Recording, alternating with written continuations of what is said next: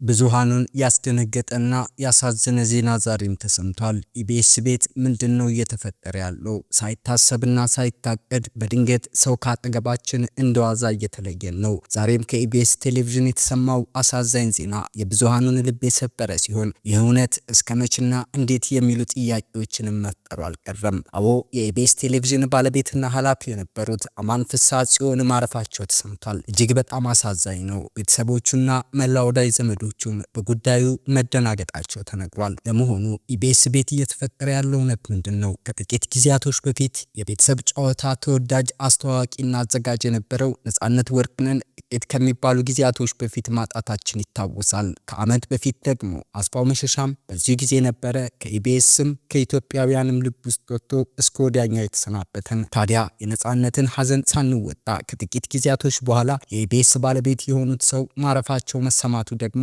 ኢቢኤስ ቤት ምን እየተፈጠረ ነው? ለምንስ ነው በዚህ ልክ ሰዎች በተደጋጋሚ ጊዜ ህይወታቸው የሚያልፈው የሚሉ ጥያቄዎች እንዲነሱም አድርጓል። በእርግጥ ፈጣሪ የፈቀደው ነገር ነው የሚሆነው። አቶ አማንም በዚሁ በፈጣሪ ፍቃድ በሆነው ሞት ተለይተውን ሄደዋል። ነገሩ ግን እጅግ አሳዛኝም አስደንጋጭም ሆኖ አልቀረም። ዘርዘር ያለውን ሁነት ጉራማይሌ ሚዲያ አጠቃላይ ስለነበረው እንድምታ ከብዙ በጥቂቱ ፈትሻ የአማንን ሞት በተመለከተ በሰዓቱ የመረጃ ወጇ ከብዙ በጥቂቱ ልትላችሁ ወዳለችና ለቻናላችን እንግዳ ይሆናችሁ ቻናላችንን ሰብስክራይብ በማድረግና የደወል ምልክቱን በመጫን እንድትወዳጁን እንዲሁም ቪዲዮን ላይክ እና ሼር በማድረግ እንድትጀምሩም እየጠየቅን እነሆ በሰዓቱ ልታደምጡት ይገባል ወዳልነውና የብዙሃኑን ልብ ወደ ሰበረው የዕለቱ የሞት መረጃችን አልፈናል። እስከ ፍጻሜያችን ድረስ የተለመደው አብሮነታችሁ እንዳማረ ከኛ ጋር ይሁን።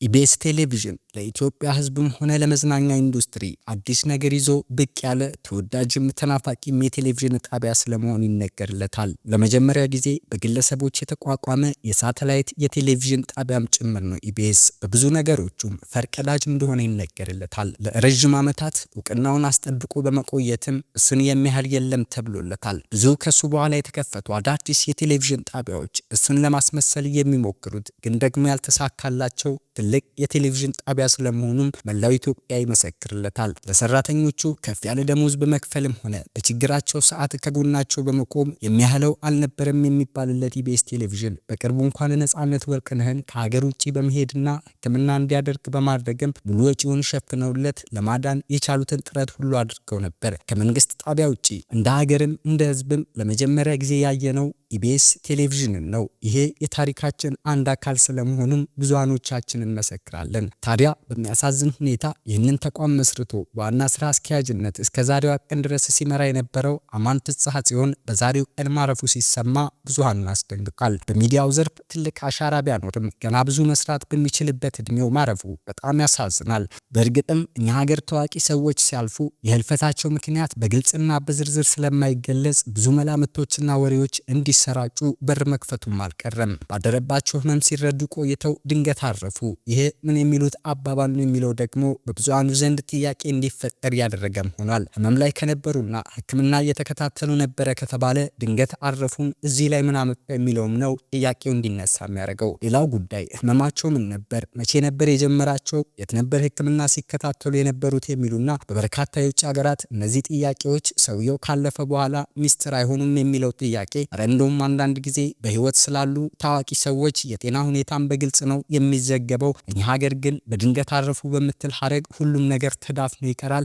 ለምን የሚሉ ጥያቄዎች እንዲነሱ ተደርጓል። በእርግጥም በቅርቡ ነጻነት ወርቅነህን ማጣታችንን ተከትሎ በርካቶች በጉዳዩ ላይ በርከት ያሉ ሀሳቦችንና ጥያቄዎችን ሲያነሱ የነበረ ቢሆንም የነጻነት ህልፈት ከአነጋጋሪነቱ ባሻገር የተነሱትን እውነቶች ለማጥራት የተሄደበትም ርቀት ጥቂት የሚባል አልነበረም። ታዲያ ነጻነት ህይወቱ ባለፈ በጥቂት ጊዜያቶች ውስጥ የኢቢኤስ ቴሌቪዥን ዋና ስራ አስኪያጅ የሆኑት ሰው ህይወታቸው ማለፉ ከዚህ ቀደም መታመማቸውንም ሆነ ያሉበትን ሁኔታ ሳናውቅ ቀርተን በድንገት አረፉ የሚባሉ ነገር ኢቢኤስ ቤት ምን እየተፈጠረ ነው የሚለው ጥያቄም እንዲነሳ አድርጓል። በእርግጥ ታሞ ከነበረ እስከዛሬ ለምን ይፋ አልተደረገም? ከዚህ ቀደም ከነጻነት ጋር ተያይዞ ይነሱ የነበሩ ጥያቄዎችን ለማጥራትም በሚረዳ መልኩ በእርግጥም ህመማቸውና የነበሩበት ሁኔታ ይፋ ሊደረግ ይገባ ነበር የሚሉ ድምጾችም ተበራክቷል። እኚህ ሰው በኢትዮጵያ የቴሌቪዥን ታሪክ ውስጥ በተለይ በግል ደረጃ ኢቢኤስን አቋቁሞ በበርካታ የዓለም ሀገራትም በኢትዮጵያውያን ዘንድ ተደራሽ እንዲሆን ከማድረጋቸው ባሻገር በቴሌቪዥን ዘርፍም ትልቅ አስተዋጽኦን ያበረከቱ ሰው ስለመሆናቸው ይነገርላቸዋል።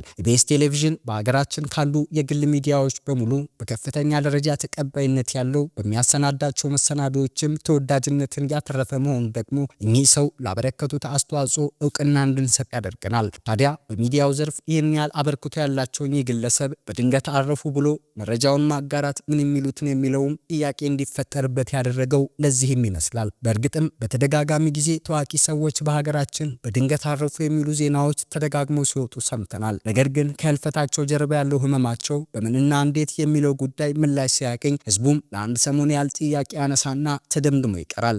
ዛሬም እየሆነ ያለው ያ ይመስላል። ምክንያቱም የነጻነትን ህልፈት ተከትሎ የተነሱ ጥያቄዎች ምላሽ ባላገኙበት ሁኔታ የኢቢኤስ ቴሌቪዥን ስራ አስኪያጅ በድንገት አረፉ ማለት ምን ማለት ነው የሚለው ጉዳይ እንዲነሳ የሚያደርገውም ይህ እውነታ እንደሆነ በርካቶች በተለያዩ ማህበራዊ ሚዲያዎች ነገሩን እያጋሩትና ጥያቄ እያነሱበት ይገኛሉ። ጥያቄዎች እንዲነሱ ያደረገው ዋነኛ ምክንያቱ ደግሞ ከነጻነት ወርቅነህ ህልፈት ጋር ተያይዘው የሚነሱ በርከት ያሉ ጉዳዮች መኖራቸው ነበር። ምክንያቱም የነጻነት ህልፈት ድንገት መሆኑ ኢትዮጵያውያንን ከማስደንገጡ ባለፈ ከጀርባ ምን አለ የሚለውን ነገር ለማጥራት በርካቶች ያነሷቸው ጥያቄዎች ሲፈተሹም ከርሟል። ታዲያ እኚህ ሁሉ ጥያቄዎች እየተነሱ ባሉበት ወቅት ምናልባትም እኚህ የኢቢኤስ ስራ አስኪያጅ ታመው ከነበረ መታመማቸው በራሳቸው ሚዲያ ጭምር ሊነገር ይገባ እንደነበር ይነሳል። ከዚህ ቀደም በነበረው ተሞክሮ ራሱ እዛው ኢቢኤስ ቴሌቪዥን ላይ ይሰራ የነበረው ተወዳጁ ጋዜጠኛ አስፋው መሸሻ በእርግጥም እሱ ህልፈቱ ከህመሙ ጀምሮ በትክክልም ለማህበረሰቡ ሲደርስ ስለነበር ጥያቄ እንዳይነሳበት አድርጓል። ምክንያቱም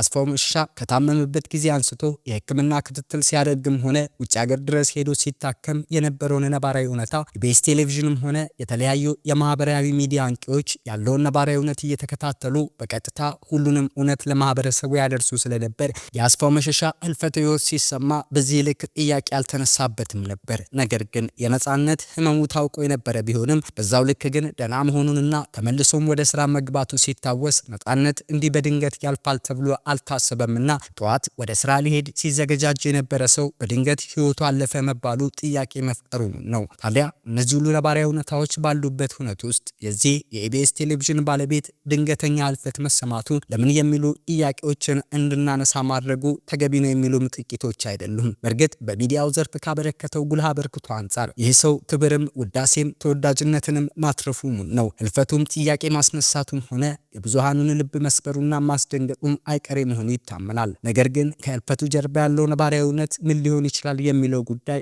አሁንም ጥያቄ እየተነሳበት ይገኛል። በአጠቃላይ በዚህ ሰው ህልፈተ ህይወት ላይ ጉራማይሌ ሚዲያ ከፍተኛ የሆነ ሀዘን የተሰማት ሲሆን ለወዳጅ ዘመዶቹና ለቤተሰቦቹም መጽናናትን ትመኛለች እያልን በቀጣይ ስለ ህልፈቱና ከዚህ ቀደም በሀገር የሚዲያ ዘርፍ ውስጥ ስላበረከታቸው ነገሮችም ሆነ አጠቃላይ እሱን የተመለከቱ መረጃዎችን እየተከታተለች ጉራማይሌ ሚዲያ ወደ እናንተ እንደምታደርስ በማስታወስ በሰዓቱ በልዩነት ብታደምጡት ብላ ያጠናቀረችውን የዕለቱን መሰናዷን በዚሁ ቋጨች።